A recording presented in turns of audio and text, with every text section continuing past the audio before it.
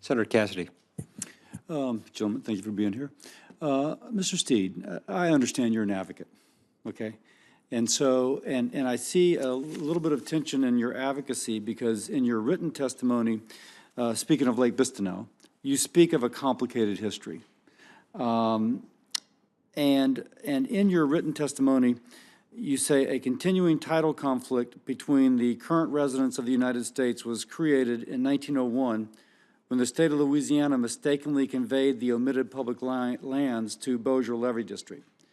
But really, it wasn't mistaken in 1901, correct? Because it was based upon the 1842 survey, an agreement between the state and the federal government, and then acting upon an agreement, that land was then conveyed. It's only that we say in 2017 that a mistake was made in 1901, but in 1901 it was correct, correct? I can't weigh into that because I don't know the history well enough to specify. What I can say is that in 1967, based on the resurvey, it was determined that this was mistakenly left out of the original survey. So can I stop? Absolutely. So then if we put up the 1842? Put up 1842, please. So my assistant will correct me if I'm wrong, but in 1842, this was the land that was conveyed in the green shading to the state based upon the 1842 survey. And that's just a fact. Next one. And I think that the complication here that you referred to is that based upon that, the state conveyed it to the Bossier Parish Levee Board. Subsequently, they made some of this available for public commerce, and all these lots are homes. So go ahead and, now here's the 1967 survey in which the federal government then convey or suggests that it has ownership of land which in 1842 was given to the state. So it is complicated. But at some point, the federal government has to be good to its word and can't 142 years later say, oops, we have a mulligan, because obviously we have all these people who have invested perhaps life savings in a home. Fair statement? I mean, you can speak as a human being, not as an attorney, if attorneys are allowed to speak as human beings. Are they? I think that's a question.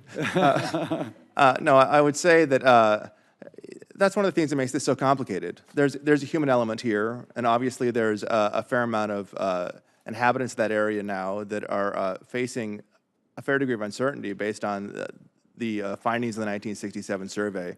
And so, as I stated in the testimony and here today, I'm really looking forward to finding solutions here. We're not trying to be difficult, and Senator, I'm certainly not trying to quibble with you that this is a hard issue. I understand, and believe me, I want this to be civil because I think we all recognize and we're looking for a solution. By the way, Mr. Chair, so if I don't forget, I'd like to enter for the record letters of support for this bill from the landowners, the Louisiana Attorney General, the Louisiana Landowners Association, the National Association of Royalty Owners, and testimony from Davis Powell, an attorney representing affected landowners. Those will be admitted without objection. Thank you.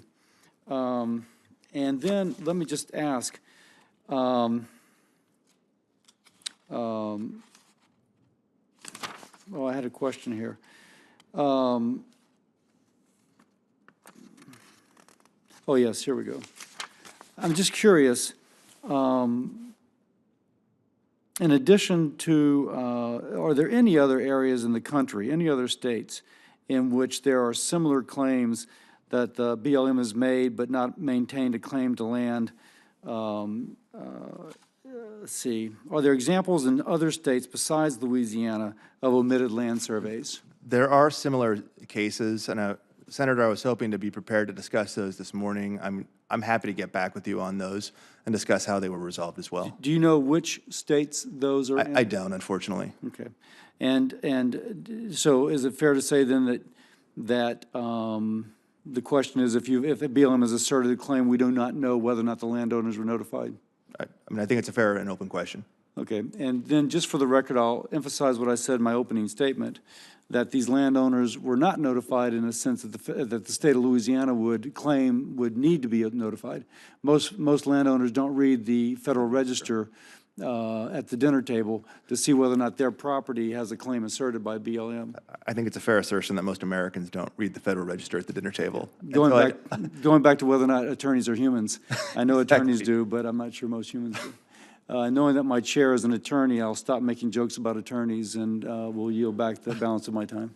Most human beings are offended by the thought that attorneys would be in the same classification for them, but as my late father used to say, it's a shame when you disparage an entire profession on the basis of only 800,000 or 900,000 bad apples. So, fair point.